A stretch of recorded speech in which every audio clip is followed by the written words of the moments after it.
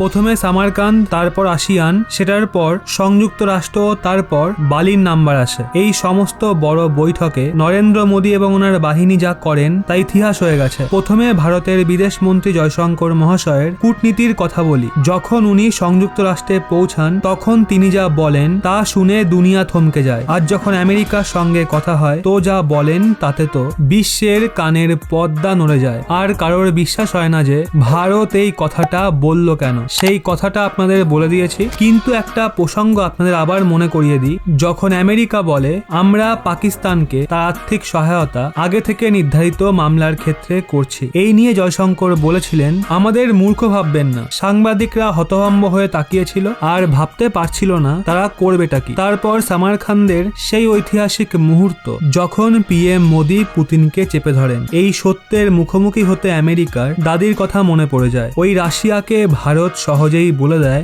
আপনারা যুদ্ধ থামান আর শান্তির রাস্তায় চলুন। তারপর সুযোগ এসছে বালিতে, যেখানে ভারত লিড করে। আর রাশিয়া ইউক্রেন যুদ্ধকে নিয়ে যেই মেসেজ পাঠ করা হচ্ছে সেটা ভারত লিখেছে, ভারতের বাহুবলীরা লিখেছে। এই বাহুবলী হলেন নরেন্দ্র মোদীর রাজদার। আজ্ঞে হ্যাঁ, এই সময়ে ভারতের বিদেশ নীতির চর্চা গোটা দুনিয়া জুড়ে হচ্ছে। আমেরিকা হোক বা ফ্রান্স, সবাই বর্তমান সময়ে ভারতীয় বিদেশ নীতিতে উদ্বুদ্ধ।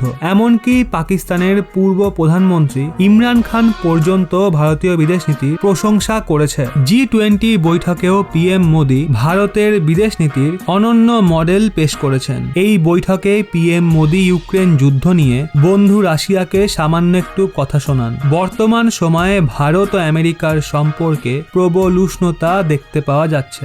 এমনকি চীনের সঙ্গে বিবাদের সময় আমেরিকা ড্রাগনদের সতর্কতা পর্যন্ত দিয়ে দেয়। G20 বৈঠকে নিজেদের মধ্যে কথা বলতে দেখা যায় পিএম মোদী ও আমেরিকান রাষ্ট্রপতি জো বাইডেনকে। সদ্যই ভারত ব্রিটেনকে পেছনে ফেলে বিশ্বের পঞ্চম বৃহত্তম অর্থব্যবস্থার তকমা অর্জন করে। ফ্রান্সের রাষ্ট্রপতি ইমানুয়েল ম্যাক্রনের সঙ্গে পিএম মোদীর সম্পর্ক অনেক নিকটস্থ। ফ্রান্স ও ভারতের মাঝে রাজনৈতিক ও কূটনৈতিক সম্পর্ক অনেক মজবুত। পিএম মোদীকে ইন্দোনেশিয়ার রাষ্ট্রপতি জোকো উইদোদো স্বাগত জানান।